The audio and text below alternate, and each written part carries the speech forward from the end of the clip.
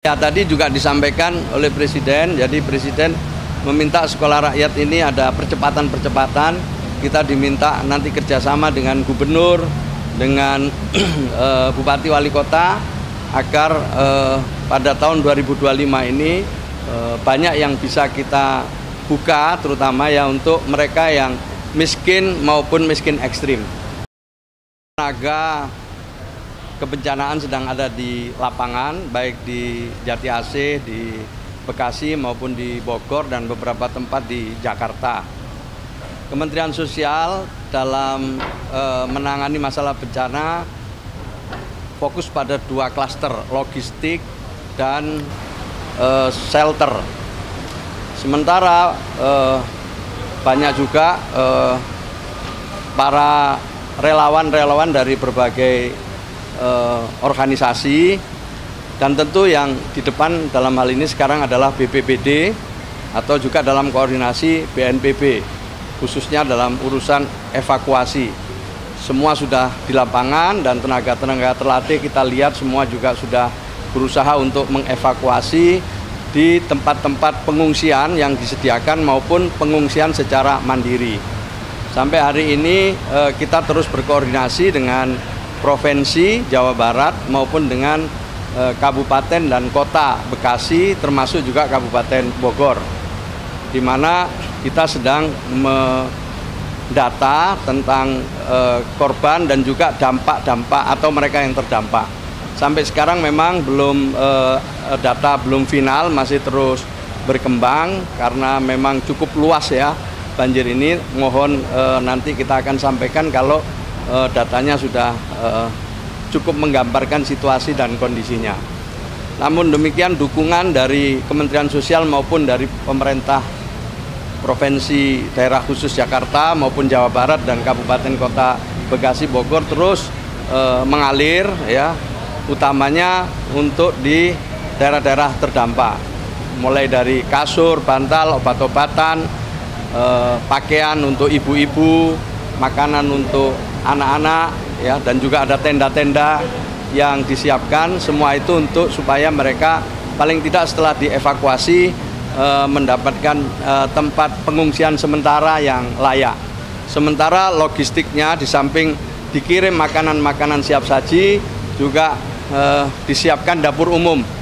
Jadi ada dapur umum yang sekarang sudah beroperasi, salah satunya yang sudah beroperasi itu adalah di Jati Asih, kerjasama pemerintah kota Bekasi, pemerintah kabupaten Bekasi, dan juga dengan Kementerian Sosial. Jadi sementara itu dulu, tetapi saya pastikan bahwa seluruh kekuatan yang dimiliki oleh pemerintah dibantu oleh relawan-relawan dari non-pemerintah terus bekerja, dan yang di depan adalah BNPB. Kami sekali lagi mendukung dari sisi logistik dan shelter. Saya kira itu yang bisa saya laporkan. Ya, di wilayah itu, memang ada di satu yang memungkinkan kita bangun dapur umum, tapi yang tidak ya dikirim langsung ke pengungsi-pengungsi, tempat-tempat pengungsian mandiri. Biasanya mereka memilih di tempat terdekat maupun di tempat keluarga. Sementara seperti itu, nah saya belum bisa memastikan jumlah korban maupun yang terdampak karena memang belum kami terima secara utuh. Oh, tadi disampaikan pada saat pidato kan beliau menyampaikan ini kita sedang dilanda banjir, kita tangani dengan baik, dan kita tentu Presiden meminta kepada semua yang bertugas ya, TNI, Polri, dan kita semua untuk bersinergi dan bekerja sama. Tetapi kita tahu setiap ada bencana selalu saja TNI, Polri, ya, relawan-relawan, semua memang bersatu padu di lapangan itu memberikan dukungan, mulai dari tahap evakuasi, kemudian tahap pengungsian, dan nanti sampai tahap rehabilitasi. Gitu ya, cukup ya sementara ya.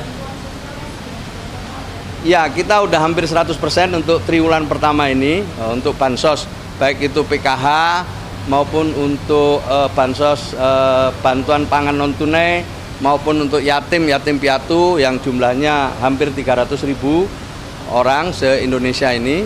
Kemudian untuk permakanan lansia juga sudah dikucurkan terus. Nah, terutama yang untuk PKH ya, sekitar 10 juta keluarga penerima manfaat dan juga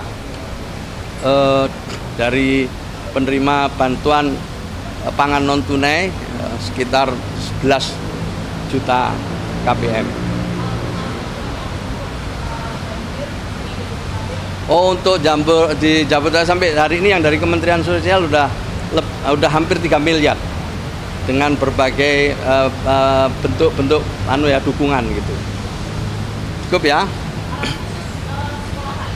Ya, tadi juga disampaikan oleh Presiden, jadi Presiden meminta sekolah rakyat ini ada percepatan-percepatan. Kita diminta nanti kerjasama dengan gubernur, dengan bupati wali kota, agar pada tahun 2025 ini banyak yang bisa kita buka, terutama ya untuk mereka yang miskin maupun miskin ekstrim. Ya, tentu kita akan mengidentifikasi, kita akan membuat perencanaan yang lebih baik dalam rangka menerjemahkan arahan dari Presiden tersebut. Tetapi jelas bahwa sekolah rakyat ini nanti diperuntukkan bagi anak-anak dari keluarga miskin atau miskin ekstrim. Jadi seleksinya nanti tentu yang pertama itu dari keluarga miskin atau miskin ekstrim. Sekolah ini dalam bentuk boarding school, rencananya insya Allah mulai dari SD, SMP maupun SMK. Nah, tetapi tentu kita akan rencanakan dengan baik dan akan kita laporkan kembali ke Presiden tentang persiapan-persiapan yang akan kami lakukan dalam 1 bulan ke depan. Saya kira itu ya dulu ya sementara ya, cukup ya. Terima kasih ya. Begini, karena ini sudah fase tanggap darurat dalam bencana, sehingga yang melit adalah BNPB. Jadi modifikasi cuaca untuk tanggap darurat dilaksanakan BNPB, tapi kami terlibat untuk mendukung, terutama teknologinya dari BMKG, yaitu kami ada deputi khusus modifikasi cuaca dan perakiraan cuaca. Jadi cuacanya atau lokasinya harus dimodifikasi di titik mana, di zona mana, itu yang menentukan BMKG. Nah, jadi ini kan prediksi sampai tanggal 11 itu kan curah hujan relatif masih cukup tinggi, dan lahannya di kawasan atau di area yang rawan banjir dan longsor ini kan sudah rentan ya, sudah daya dukung kapasitasnya untuk menerima hujan itu sudah sangat lemah, sehingga kami tadi dikoordinasikan oleh Bapak Menko PMK bersama Kepala BNPB dan kami BMKG akan melakukan modifikasi cuaca. Konsepnya adalah menghalangi atau awan-awan yang harusnya bergerak bertiup ke area yang rawan itu dijatuhkan sebelum masuk ke area rawan. Jadi dijatuhkannya misalnya masih di laut, jadi tidak dijatuhkan di darat, nanti banjirin yang di darat, ya kan? Jadi dijatuhkan di waduk atau di laut. Itu konsepnya seperti itu, karena kalau di darat nanti banjir di tempat lain. Nah, kenapa begitu? Kalau tidak diturunkan di sebelumnya, maka awan-awan itu akan menggerombol berkumpul seperti yang kemarin terjadi itu kan. Kumpulan awan hujannya itu kalau kita lihat dari satelit luasnya itu, jadi awan tuh hampir seluas wilayah Provinsi Jawa Barat. Jadi Provinsi Jawa Barat itu dari satelit itu udah tertutup awan gitu, bahkan sampai ke Lampung, Palembang itu. Jadi jangan sampai awan tuh tumbuh sebanyak itu, sehingga masih datang sedikit turunkan di laut, datang sedikit turunkan di waduk atau apa. Jadi konsepnya seperti itu. Mohon doa agar dapat berhasil. Rencananya ya dicoba dulu sampai tanggal 8. Bapak Kepala BNPB menyampaikan demikian, dan nanti kami evaluasi bersama. Begitu.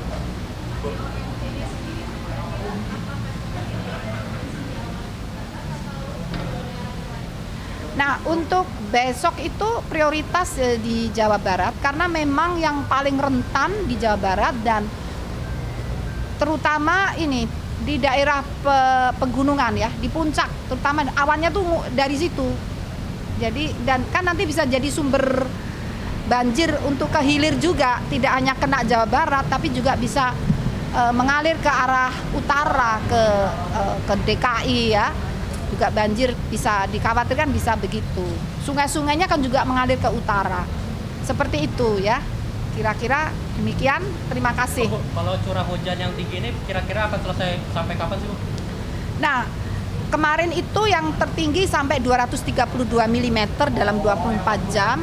Kami prediksi dalam durasi sampai tanggal 11 itu kita masih perlu waspada atau bahkan siaga.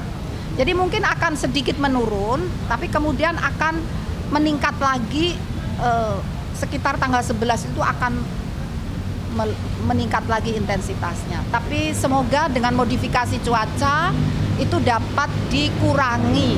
Upaya itu bukan mencegah hujan, tidak mungkin.